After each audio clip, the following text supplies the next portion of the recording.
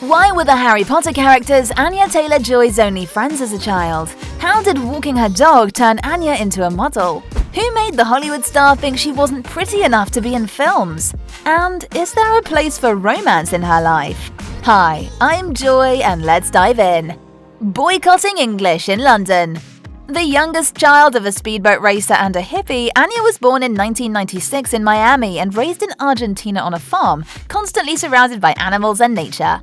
But a rather brutal shift of scenery was waiting for her when her family moved to London. All of a sudden, I was in a big city and I didn't speak the language, recalls Anya. Yeah, she hated it. Disappointed by this change, our little globetrotter even refused to speak English. In her 6-year-old mentality, she was convinced that this stubbornness would push her parents to return to Buenos Aires. I wanted to go home. I didn't understand anything in London, she explained. Only a miracle could make her change her mind.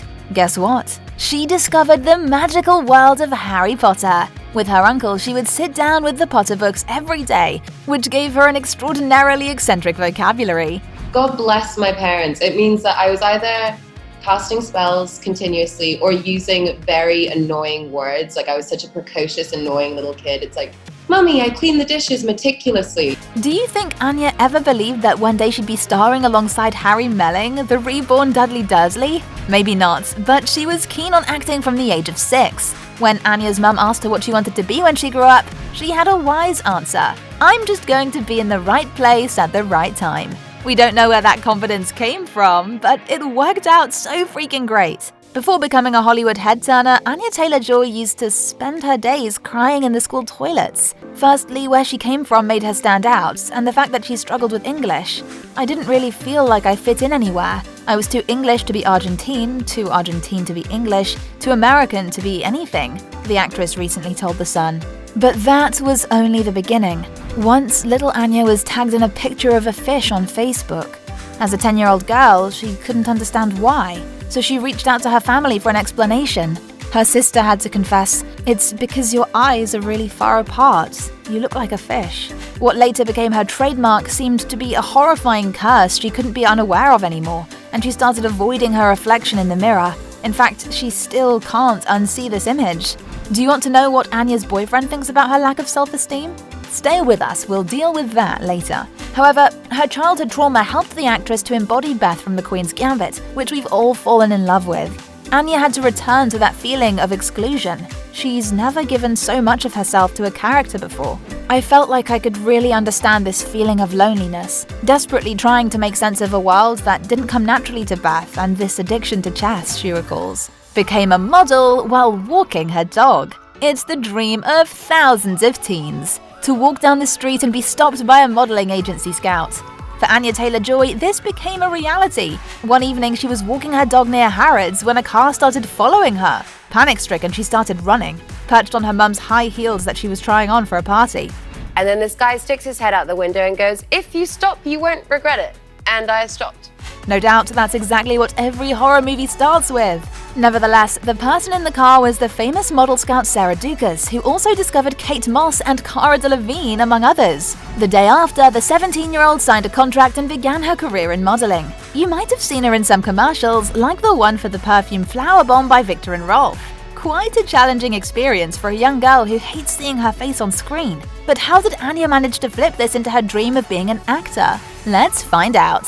Cut in the edit and rejected. During one of her photo shoots, the young actress met Alan Leach, who played Branson in Downton Abbey. He spotted her talent and asked Anya to recite a poem. The next thing the teenager knew, she was signed with his agent. Another fateful encounter for the rising star. A determined young actress, she began her career in 2014 on the film set of the horror comedy Vampire Academy.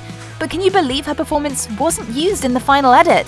Oh well, no harm done since the film never really found an audience. Before her major breakthrough, Anya Taylor-Joy appeared in various dramas, such as the detective series Endeavour, and even went bold for the fantasy series Atlantis. She then auditioned for Maleficent, a Disney blockbuster starring Angelina Jolie. Anya tried out for the role of the witch in her youth. What a dream job! As we know though, the producers finally preferred her competitor Ella Purnell. "When I didn't get it, I bawled my eyes out," Anya told Vulture. However, from one sorcerer to another, the young actress finally made her real movie debut in the horror drama The Witch the following year. This indie movie was an unexpected success. Her performance made a big splash and the whole world knew she was destined for big things. Both the director of the movie and Anya had to deal with fame literally overnight. More than a horror movie star. Waking up famous, Anya chose to fully commit to her work, and the contracts after The Witch came one after another. She didn't bend to any genre, despite being especially popular with those who film thrillers, horrors, and science fiction.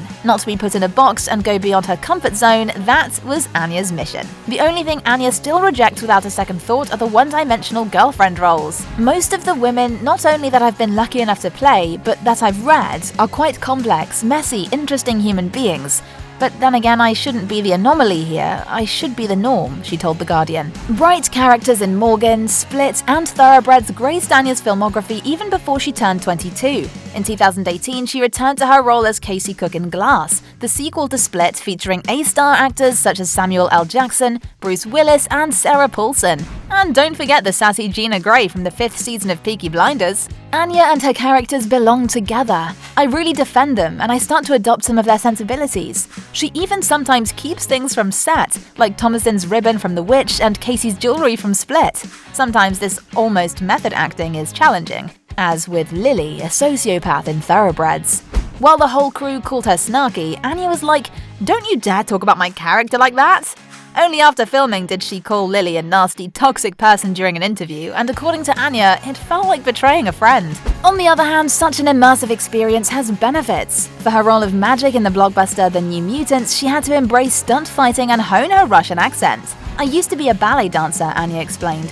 "But I had never fought before, and learning to be a fighter was fascinating for me because they wanted me to do as many of my own stunts as I possibly could." Memorizing moves is definitely her thing. Maybe both her ballet and martial arts experiences helped her execute those chess games. Still insecure about her looks. A series of dangerously badass witchy characters was interrupted by the movie Emma, where Anya played a cunning aristocrat who has a knack for matchmaking her friends. So did this dream of translating Jane Austen's novel to the screen help the actress deal with her insecurities? Could working alongside such icons of cinema as Bill Nye, Rupert Graves, and Johnny Flynn transform her? Not really. She was terrified at first. "I genuinely had a panic attack on Emma because I thought, I am the first ugly Emma and I can't do this. Because the first line in the movie is, I'm handsome, clever, and rich." Despite her surreal looks and her raw talent, Anya never goes to the cinema to watch her own films. She confessed she never cares where the camera is, or if she looks fat, or if it isn't a great angle for her. It's unbelievable, but she still says she's not beautiful enough to be in films.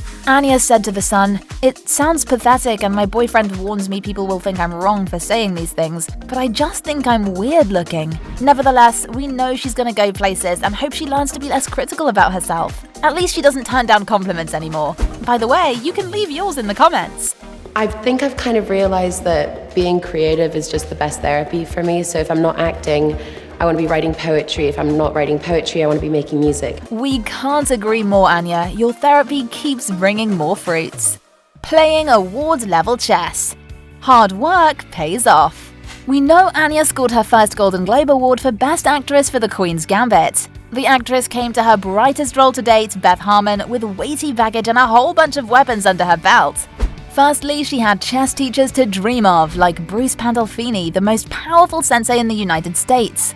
Their collaboration inspired Anya to improvise as she created her trademark precise hand movements above a chessboard.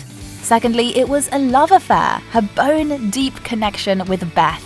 At our core, we are very similar. And I think from the second I met her, it was a weird pain. It was a pain of, oh god, this hurts so good.